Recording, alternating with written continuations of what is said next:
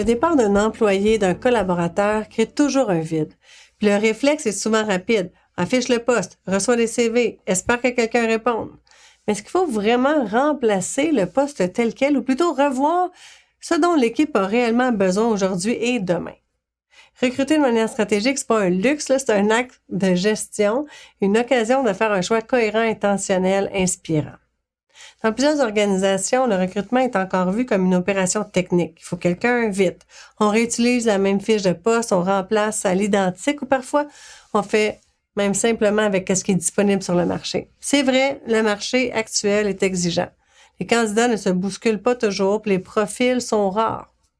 Mais justement, dans ce contexte-là, le gestionnaire a encore plus d'intérêt à prendre un pas de recul, à recruter de manière stratégique. Et donc là, il s'agit de s'arrêter pour se poser les bonnes questions avant de publier un affichage.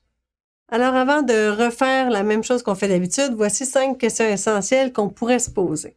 Première question, c'est quoi la valeur à livrer dans les 6 à 18 prochains mois dans cette équipe-là? Recruter, c'est ajouter une ressource pour faire avancer l'équipe, mais avancer vers quoi exactement? C'est important de clarifier la mission du rôle en lien avec la stratégie actuelle. Deuxième question, c'est quoi les compétences ou les forces qui sont sous-représentées dans l'équipe actuellement? Parce que trop souvent, on cherche un duplicata du collègue qui s'en va. Mais peut-être que l'équipe aurait davantage besoin d'un profil plus stratégique, plus structuré, plus relationnel. C'est le moment de viser la complémentarité. La troisième question, ça va être le poste. Est-ce qu'il est défini de manière à permettre un réel impact? Donc, est-ce que le rôle donne suffisamment de marge de manœuvre? Est-ce que la personne pourrait contribuer à des décisions? Un bon recrutement peut échouer si le rôle est flou, trop encadré ou sous-utilisé.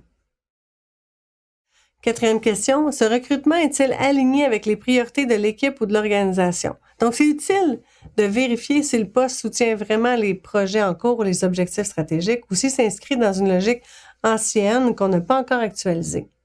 Cinquième question, existe-t-il d'autres façons de livrer la même valeur? Donc, par exemple, réorganiser certaines tâches entre membres de l'équipe, revoir le niveau des responsabilités, créer un mandat temporaire, collaborer avec un partenaire externe.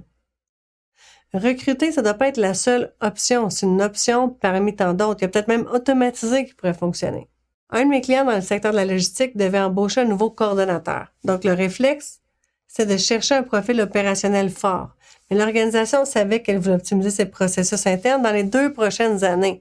Ils ont finalement choisi un profil capable de gérer la logistique actuelle et contribuer à l'amélioration continue. Donc, ils n'ont pas recruté pour combler un vide, ils ont recruté pour avancer vers la stratégie tout en comblant un besoin.